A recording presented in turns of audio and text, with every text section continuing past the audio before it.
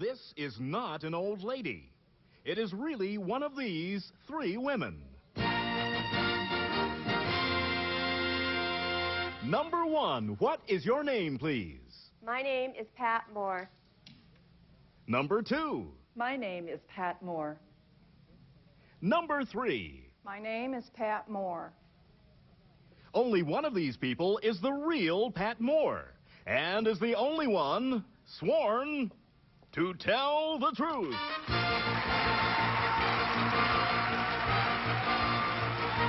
Now, let's meet our panel. Host of Let's Make a Deal, Monty Hall. Star of Mama's Family, Vicki Lawrence Schultz. Film and television producer, David Niven Jr. And temporarily unable to make her usual grand entrance, our very own Kitty Carlisle.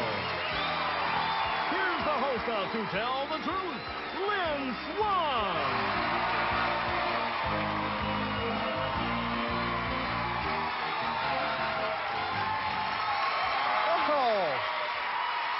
You're wonderful.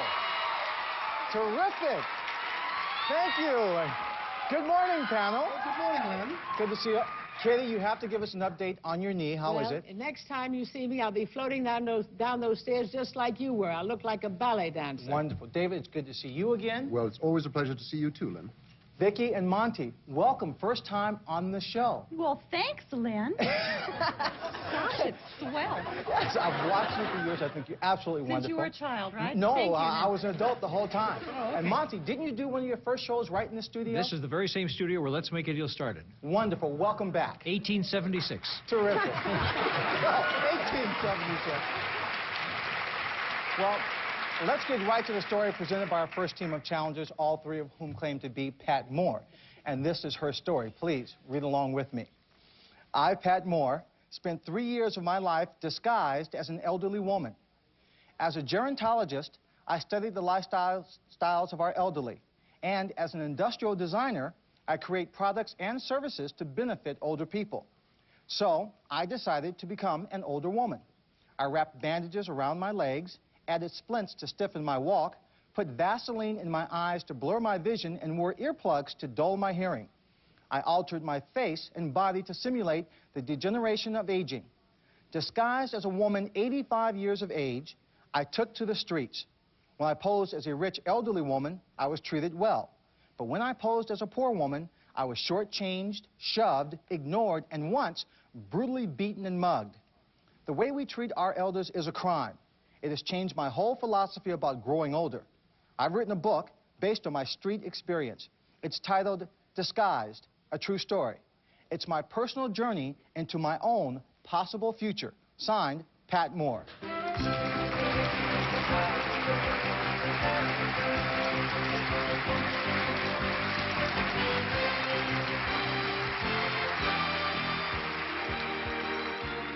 We'll find out more about Pat Moore's story right after this. All right, panel. These three people claim to be Pat Moore, who disguised herself as an 85-year-old woman. Let's start the questioning with Kitty Carlisle. Thank you. I'd like to make an observation. Number two, I don't think that 85 is old enough to look like that. That woman looked to me like she was nearly 100. People 85 don't look that way. Number three, what can we do to teach our children to have some respect for the aged? I think we better start with our children in our homes, because respect among children will give us adult, caring people. That is certainly a problem we have today with disrespect with our kids. Thank you. Number one, why is it that you got mugged and beaten when you were posing as a very poor old lady? Well, unfortunately, it was the one night that I had stayed out a little bit too late, and it began to be dusk, and I just shouldn't have been in the area that I was in. Yeah, but number two, what happened? I had stayed at a restaurant in an area, and I was in my makeup and engaged in a conversation, and I had stayed too late when it started to become dusk. Yeah, but why did they beat you? To rob my purse. Thank you. Kitty, thank you. David Niven Jr. Thank you. I'm fascinated that you wanted all to become old before your time. Would the same thing have happened, number one, if you had been a man, and would you have been treated, do you think, the same way?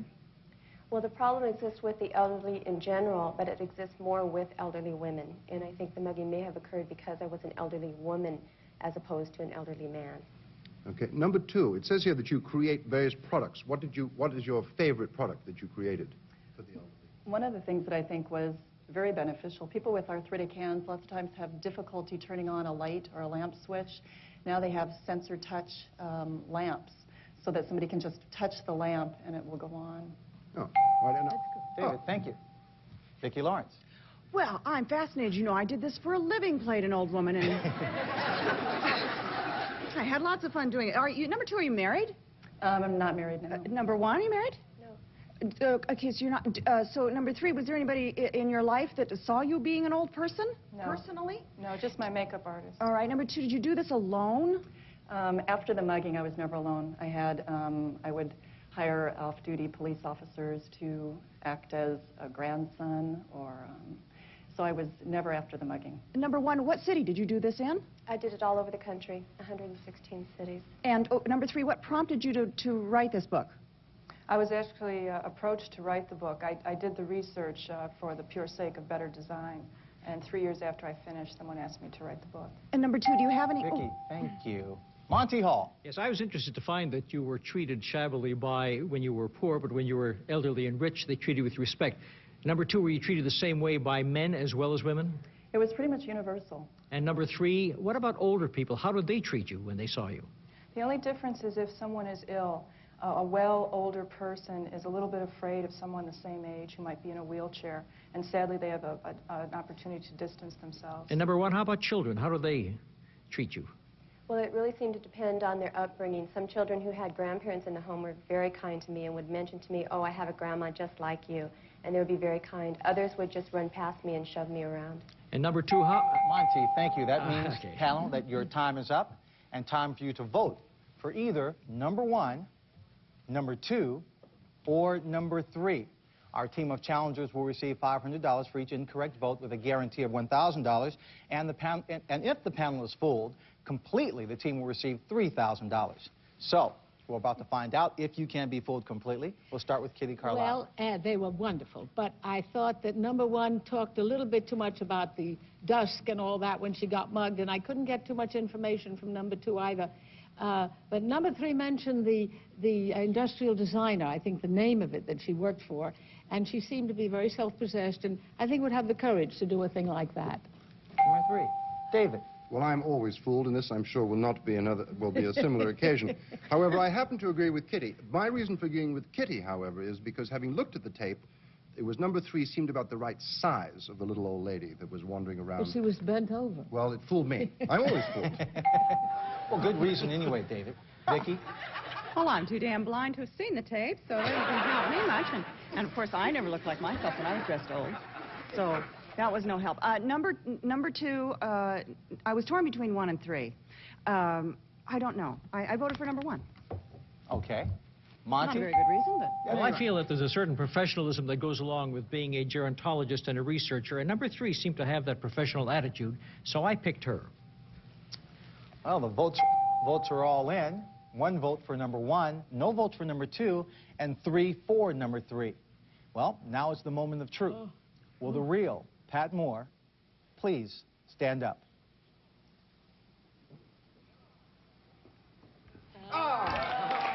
Very good. Panel, you did an excellent job. Pat, we'll get right back to you, but first let's meet your imposters. Number one, your name and what do you do? My name is Kathy Mendez, and I'm a corporate tour guide. Wonderful. Number two, your name and what do you do? My name is Jody Schoen, and I'm an interior decorator in the Los Angeles area. Terrific. Thank you for being here. Your team received 1 incorrect vote, so you'll receive a guarantee of $1,000. Pat, we have some tape of you getting made up, putting your disguise on. Well, let's take a look at it and take us through the process. Okay, Lynn. Well, it takes anywhere from 3 to 4 hours. So I would rise at 1 or 2 in the morning for a typical day, which lasted about 20 hours at a time. This is Barbara Kelly from NBC in New York applying a liquid plastic latex. This is blown dry with a hair dryer. And I would wear different wigs and character dresses. So I portrayed very poor elderly women, bag women rather, and homeless people, moderately income ladies, maybe living on a pension or Social Security, and then very wealthy women as well. Very courageous thing you did, just putting that time out there. And you can read more about Pat's experiences in her book entitled Disguised, A True Story. Thank you all for being here on To Tell the Truth. We'll be back with the man who trains dogs to sniff out cocaine right after this. Welcome back to Tell the Truth. Let's meet our next team of challengers.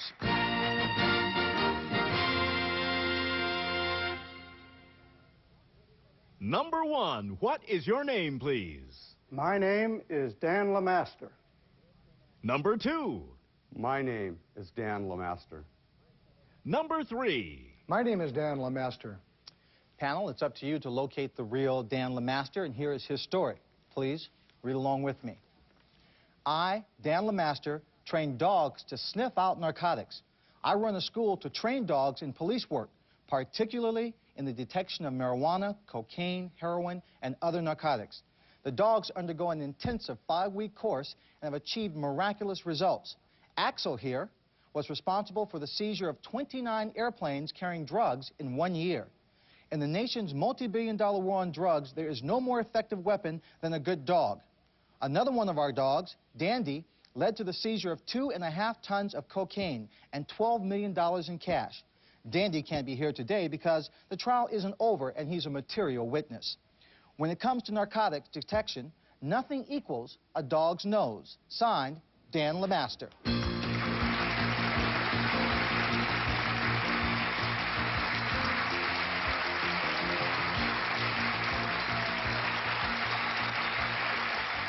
We'll reverse the procedure here, and we'll start with Monty Hall at the far end. Number 1, do all narcotics have a particular odor? Yes, each one has its own distinct odor, although we don't train them to differentiate. And number 2, do the dogs ever get hooked? No, they don't. Number 3, when the dogs come to your school, do they all pass or do some of them occasionally fail? We do have a number that fail. And how do you pass a dog? How does he get his graduation? Well, a dog has to have drive. They have to have the drive, and that's the number 1 deterrent. And number 2, how does a dog... Monty, thank you. Vicki. Number 1, what is the particular odor that they smell that we don't smell? Well, it'd be very difficult to describe it in human terms, but we just teach them to differentiate against certain odors. Well, then, number 2, how do you train them? What do you use to train them, to teach them? Well, we teach the dog to find his toy through the smell of the drugs. And then number 3, does he get a reward if he... Yes, he does. He gets his toy? Is Yes, that he it? does. Is there, number 1, is there any particular breed that's better for this than others? Well, we much prefer the hunting breeds, the Malinois, Bouvier, and the Shepherd. And then... Vicki, thank you. Well, David. you're welcome, Lynn. Where do you train your dogs, number 2? In Cherry Valley. And number 3, Dandy is what type of a dog? Dandy is also a German Shepherd. And how long did it take you to train Dandy? 5 weeks. Number 1, what do you do if it takes a little longer than 5 weeks to train a dog? Or let's say a dog is a really good student. Does he pass quicker, or do you still keep him there? Oh, surely. We use all the time it takes. If he's very sharp, we go on. Time's up, David. I don't know if you like that answer, but that's all you get. Kitty. Thank you. Number 3, 29 airplanes carrying drugs in 1 year. Where was the stuff found on the plane? A number of different places, primarily in the fuselage of the airplane. And number 2, when you had 2.5 tons of cocaine and $12 million, can they also sniff out cash? $12 million in cash? Drug money can be sniffed out. Because it smells like, how come, oh, number 1, how come drug money smells like drugs? If it's kept in the same containers or near it, the dog can detect the drugs. But number 2, ordinary dollar bill couldn't smell like cocaine. No. Not ordinarily. I see. Thank you, Kitty. Find a dog that sniffs out cash. They all hang around the bank. It's time to vote for either number 1, number 2, or number 3. And let's start with Monty Hall. Well, when they first came down the platform, I noticed that the dog was with number 2, and I think that was used to sort of get us off the trail. But there's well-behaved dogs, and they'd go with anybody. And I think that the answers that I got from number 1 seemed to be those of a man who would be close to the dog and train them, so I chose number 1. Okay. Sound reasoning. Vicki? I want that dog. I'm in love with him. Especially if he can sniff out cash. This was a hard one for me again, but they were all good answers. I don't know why. Instinct. I went with number 1 this time. Go with I your don't instinct. have a good reason. Well, Junior. Well, you're right. I didn't like the answer number 1 gave me, and number 2 mentioned that the drugs were found in the fuselage. I figured that's probably where they were, not on the wing. So by a process of deduction, I go for number 2. Okay. Kitty? Well, I tell you why I voted. I voted for number 3 because the dog, when he was up there on the platform held by number 2, seemed to want to sniff out number 3. And he was always turning to look at number 3, so I voted for number 3. Maybe we should check his pockets. Well, the votes are all in. 1 vote, 2 votes for number 1, 1 vote for number 2, and number 3, who's been sniffed by the dog, gets a single vote. Now let's find out who the real dog trainer is. Will the real Dan LeMaster please stand up?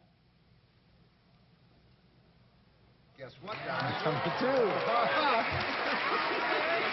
Very good, David. Let's find out who your imposters are. Number 1, your name and what do you do? My name is John Moore, and I'm a real estate entrepreneur in Hollywood. Wonderful. Entrepreneur, huh? Number 3, your name and what do you do? My name is Jack Holmes, and I own a rare coin investment firm. Terrific. Well, there were 3 incorrect votes, so your team will receive $1,500. Now, I've got to ask you, Dan, we talked about dogs that couldn't be trained sometimes. What happens to these dogs? Well, they're usually sold to civilians as pets if they don't make it through the training. Okay. Now, Axel was one of your top dogs. What's he doing now? He's retired with his handler. Yeah, and his handler is here with him. Mike, would you come on out? Mike Anderson?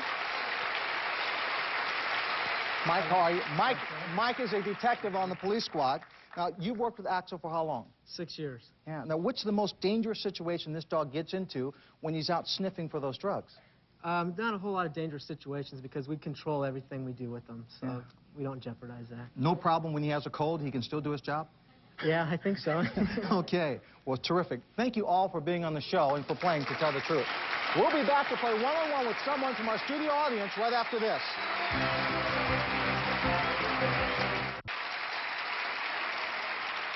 Now it's time to play one-on-one with someone from our studio audience. So, Burton, who do you have for us today? Well, Lynn, today we have Joseph Hernandez from Pomona, California. Joseph, welcome. Hi. Here's your chance to play one-on-one. I want you to meet a lady with 2 stories. Please welcome Ann Ogletree. Welcome, Ann. Ann is going to tell us 2 stories, one of which is not true. If you spot that true story, you'll win $500. So, Ann, what's your first story?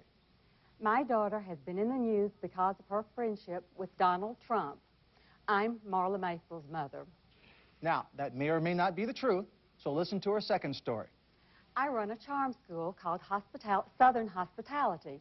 I teach modern young ladies how to be genteel Southern belles. Okay, panel, it's up to you to help Joseph win $500. You get to ask 1 question about each story. We'll begin with the Marla Maples mother story, Kitty Carlisle. Gosh, is Marla Maples going to marry Donald Trump? I think that's something you would have to ask them. Okay. David? All right, if not Donald Trump, is there a number 2 waiting in the wings? I certainly hope there's someone. I'd love to be a grandmother. Vicki? How do you feel about all the publicity that Marla has received? The publicity is all right. It's been very difficult, very stressful, and I would have preferred another type of publicity to cover maybe the talent that she has. Okay, Monty. In a recent magazine, they took famous couples and matched them up as lookalikes, and I was matched with Marla.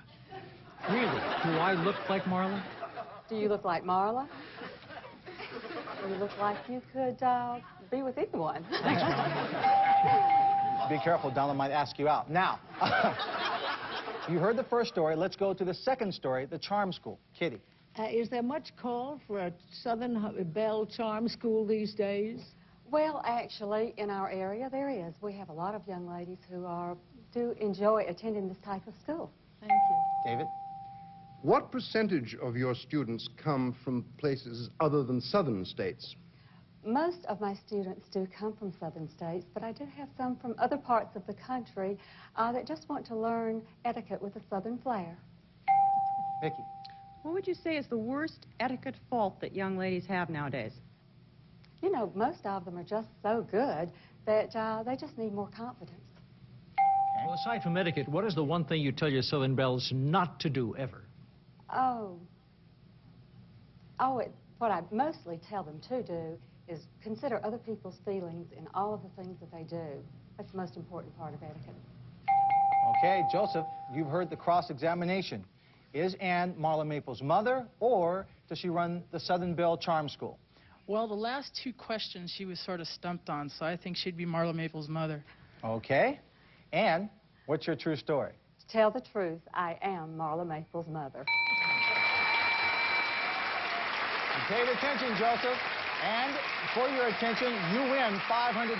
Thank you very much for playing one-on-one. And thank you very much for being here, Ann. Thank you. We'll be right back after these words. Panel, you were terrific. That's it for today. We'll see you next time on To Tell the Truth. So long, everyone. This is Burton Richardson speaking. This is a matter of life and death for us. Go, go! Run as fast as you can. The Amazing Race, tomorrow night at 10 on GSN.